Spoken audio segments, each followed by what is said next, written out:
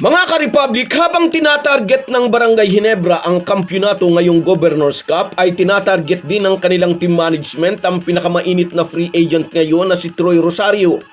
Antok and Tex ang makakabakbakan ng Gene King sa finals, and incidentally ito rin ang kupunang mahigpit na kaagawa ng mga mag-aalak na masecure ang serbisyo ng big man na nauna ng tinanggihan ng offer ng dati niyang team na Blackwater.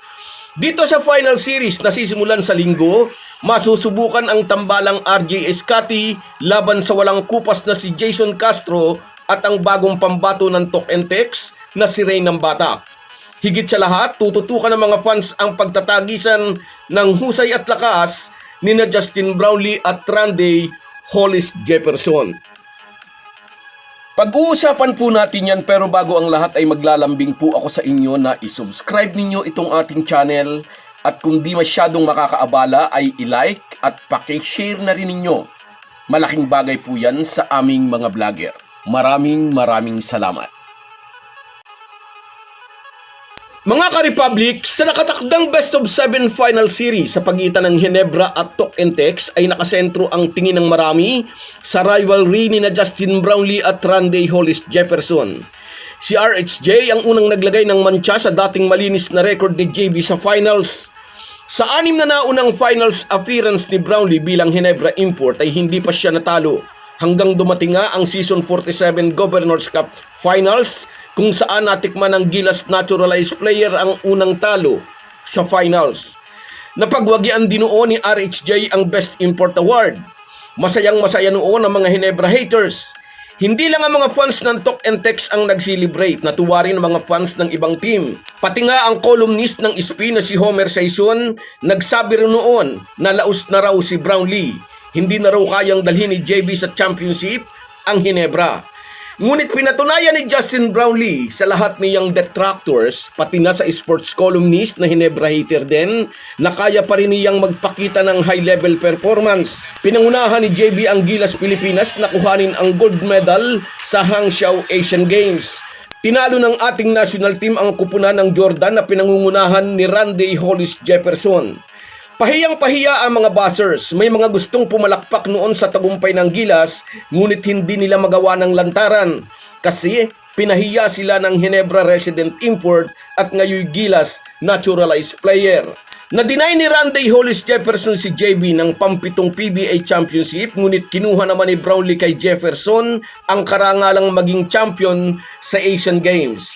At ngayong season 49 Governors Cup, muling magtutuos ang dalawa. Si RHJ gustong patunayan na hindi lang sila nakachamba sa Ginebra noong season 47. Si Brownlee naman gustong ipakita sa lahat na na-food poison lang siya noon, kaya di niya nailabas ang kanyang A1 game. Gigil ba si RHJ na makaganti kay Brownlee dahil sa gold medal na naagaw nito sa kanya sa Hangzhou Asian Games? O si JB ang gigil dahil minantsahan ni Jefferson ang dating malinis na record niya sa finals? Ano't anuman, huwag ipagkamali ni Numan na magpipersonalan ang dalawang mahusay na import. Bahagi lang po ito ng kanilang trabaho. Samantala, gumalaw na rin ang team management ng Barangay Ginebra at nag-schedule na rin ng pakikipag-meeting sa free agent na si Troy Rosario. Di pa man nagsisimula ang Governors Cup Finals ay gusto ng paghandaan ni Al Francis Chua ang mas mahigpit na kompetisyong haharapin ng Gene Kings para sa paparating na Commissioner's Cup, kung saan ay magkakaroon ulit ng guest team. Kumpirmado na ang pagsali ng kupunang Hong Kong Eastern sa PBA Mid-Conference.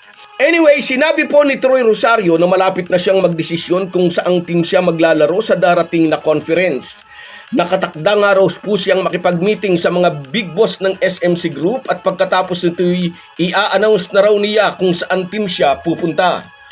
Una nang nakipag-usap sa 6'7" big man ng kupunan ng Converge. Ang unang kumalat na balita, 1.5 million a month di umano ang offer kay Troy. Nang mag-verify tayo, 950,000 a month pala ang tunay na alok kasama ang iba pang mga perks and bonuses.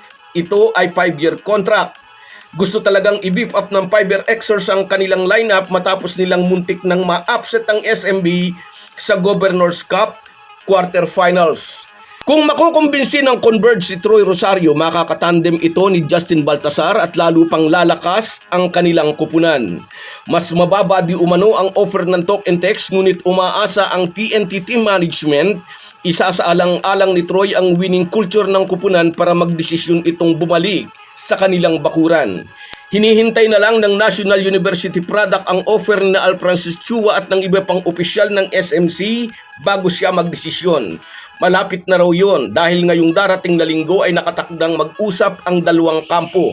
At sinabi pa ni Troy Rosario, bilang respeto raw sa mga nakamiting nila, imi-message daw muna niya ang mga ito bago niya isapubliko ang desisyon kung sinong team ang kanyang mapipili. So far ay masaya raw naman siya dahil nalaman daw niya na may value siya. Ito raw ang dahilan kung bakit in-explore niya ang free agency market.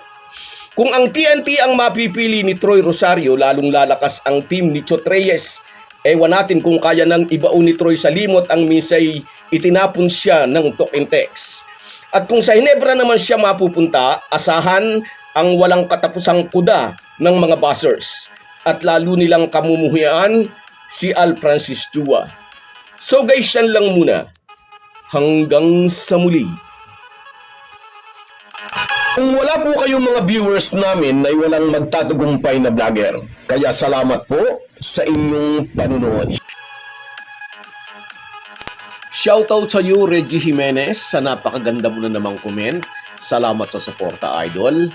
Sa iyo rin, shoutout John Andre Trambulo and sa iyo, Reynaldo. Kumusta si Mamay? Mabuti naman. Shoutout sa inyo. Mia Udtuhan, shoutout sa iyo, idol. Sa iyo rin, Ramil Altura, hanggang ngayon, shout out sa iyo. Sa iyo rin, Merson Kabady Vlog, mula dyan sa Oman, ingat ka dyan kabayan lagi, shout out sa iyo. Sa iyo rin, Mercedes Espineta, yes, malaki ang tiwala natin kay Coach Tim Cone. At sa iyo rin, Sunny Shen TV, yes, kaisa nyo ako, basta Hinebra. Sa iyo rin, Shenro Makino, mula naman dyan sa Japan, shout out, ingat ka dyan kabayan. Sa iyo rin, shout out, Oscar Paruhinog, mula dyan sa Las Piñas, tumira ako dyan noon, shout out sa iyo. At sa iyo rin, Kaasi Piman, shout out sa iyo. At sa iyo, Mercader Reggie, shout out, salamat sa inyong lahat. Kahit gaano po tayo kabisi, ay huwag po nating kalimutan ang ating buhay espiritual. Lagi po tayong magpasalamat sa bawat araw na dagdag sa ating buhay. Malaki po ang maitutulong ng pananalangin araw-araw. Isang paalala po mula sa inyong Halo Halo Sports Republic.